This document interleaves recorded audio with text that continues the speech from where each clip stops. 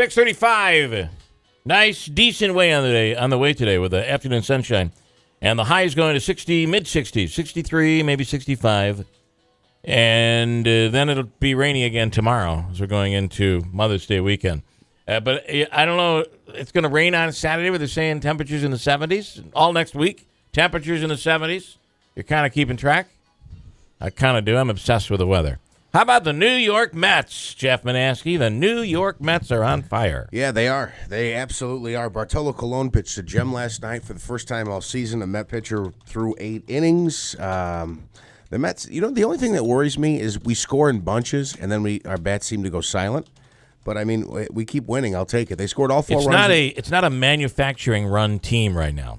It's right. Get on base and hit someone. Have bloop and a blast. That's what they are. So anyway, pretty hot right now. But so are the Nationals. They are. Yeah, they are. So there's a battle going on. The Yankees are like rough start. Awful.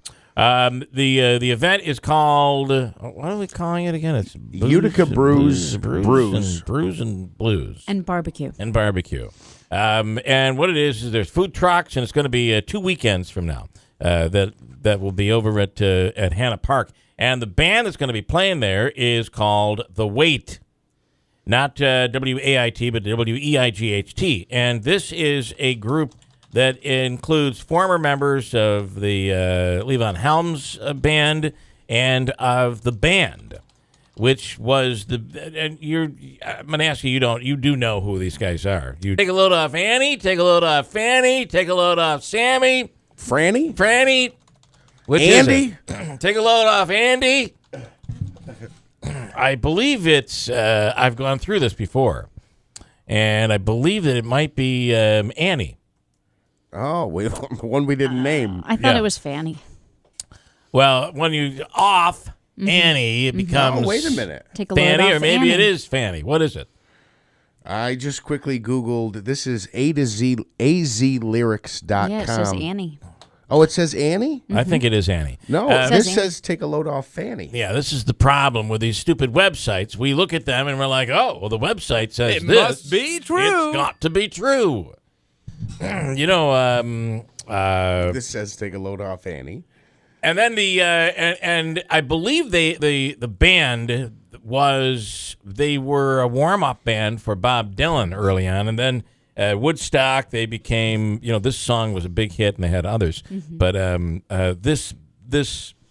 Wait Band is a group of original members. Well, let's get them on and ask them what the lyrics We'll are. work on that. And anyway, they're going to be performing at Hanna Park. That's kind of cool. And you can even ask them maybe on the spot. It's like, okay, is it Annie? Is it Fanny? And what's the real story behind it? There's a story, right? There's got to be a story. I don't think they'll ever tell.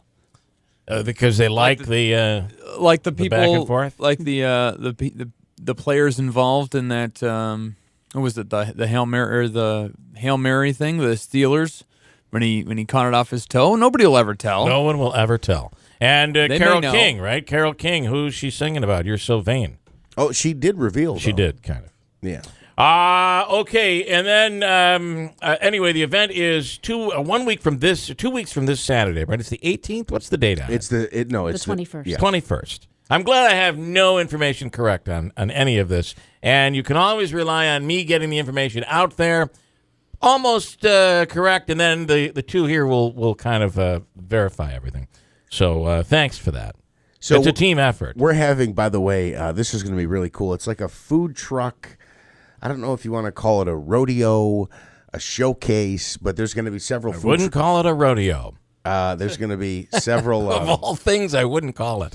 Rope in that truck. Rope it in. Yeah. What would you call it? I would say a food truck festival. Yeah, festival's nice. A good one. Yeah. Although just the visual of the rodeo. A festival. lacerating. I'm gonna wrangle me up some food truck food. I'm gonna give me that holy smokes truck. So of course you can always buy some of the great food that they offer, or they're also doing $1 samples. If you buy your ticket in advance, it's $15. It'll be $20 at the door, and then the ticket will cover your first beverage, whatever beverage you happen to choose. Michael writes in, how about the fact that Leon Helm, did I just lose it here? And these are the band, former legendary band members Leon Helm and Rick Danko from the band are buried next to each other in Woodstock. And you know, Leon Helms, who just recently died in the last year or so, that was something. Ted Cruz, yesterday. Anyway, that event is coming up on the 21st over in Hanna Park. Check that out. And the band, The Wait, will be performing over there. Did you see, we talked about this, the protesters. So Ted Cruz, and you know this is strategic, right? You're going to, remember when Nixon, you've seen the video of Nixon walking over to the Lincoln Memorial, and the Syracuse University students were there protesting, and he walked up to them and he tried to have a conversation, and it was awkward, and it was this. Did you ever see video of that? Yeah, it was really an amazing moment. I'm not sure that there's even video of it, but it was a moment. It occurred back during the Vietnam War, and so I think Ted Cruz is kind of taking a page out of that. I'm just going to go up and I'm going to confront them, and I can win them over. I can win them over. Well, I don't think so. He was basically heckled by these Trump supporters after the speech in Indiana. He tried to talk to them face to face, and they kept interrupting him with one-liners. It was an embarrassment. They are. This is where in a comedy club you have no choice but to call the bouncer and kick them out. The problem is you're out in the middle of a field or wherever they were. There's no kicking anybody out here. And you confronted them. You have to win. And they're killing them. And with Cruz's speech pattern, too, it's very slow. And then pause. Let's leave you room to bop something in there. And they just kept doing it. You know, in America, we're a better place. And then they yell out, with you gone, with you out of here. All things considered, though, Cruz did handle it decently, aside from his No, speech I don't know what tape you watched, Christine. It was horrible. Well, but it was a bad decision. I don't know why he would do it with these people, because it was like a group of rowdy losers. No, I'm not saying that make the decision to actually engage the group in the beginning was the right one, but afterward, when they were saying stuff, that's a tough situation. I can only tell you the takeaway is more troubles. Here's the headline: more troubles for Ted Cruz. That was the headline that came out of it. I'm not sure it's what he needs at all. There's not a campaign guy who's going to come out, a PR guy who's going to say, good move. Right. Nice job. You really helped their situation here in Indiana, where he's already now, I mean, he's on the slide. He was ahead by 10 points. He's now down by 15. So that will be the headline if he loses. Indiana doesn't want Cruz after all. Yeah, I guess. So let's listen again, because it's a little bit longer. It goes on for quite a while. And it says a lot, too, about how much these people do dislike him. I mean, I don't like Ted Cruz at all, but if he was standing right in front of me, I don't think I'd have the... That's the point I guess I'm trying to make. The gall to say it to him. As Americans, as he says, Americans. Don't we just have a little decency left in us, where you're standing before a guy that is a U.S. senator.